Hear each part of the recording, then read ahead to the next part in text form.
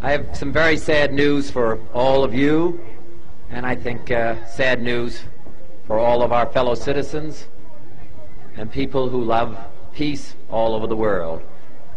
And that is that Martin Luther King was shot and was killed tonight in Memphis, Tennessee.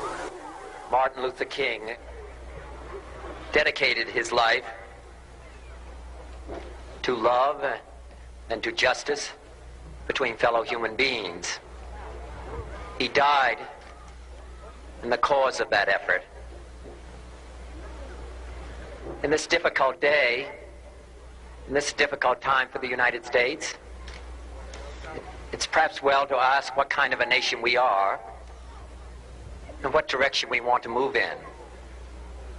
For those of you who are black, considering the evidence evidently is that there were white people who were responsible, you can be filled with bitterness and with hatred and a desire for revenge.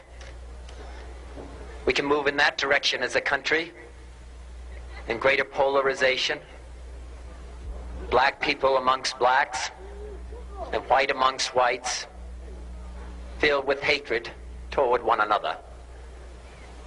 Or we can make an effort, as Martin Luther King did, to understand and to comprehend and replace that violence, that stain of bloodshed that is spread across our land, with an effort to understand,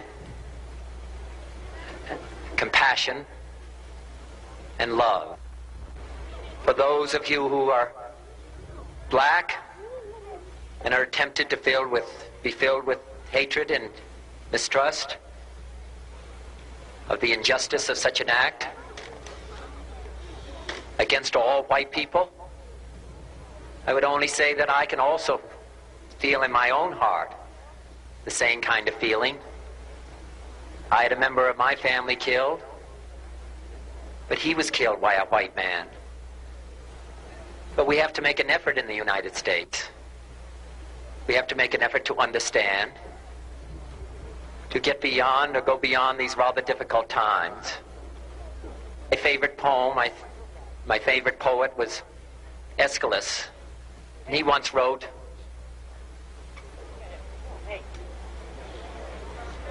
"Even in our sleep, pain which cannot forget falls drop by drop upon the heart, until in our own despair, against our will, comes wisdom through the awful grace of God."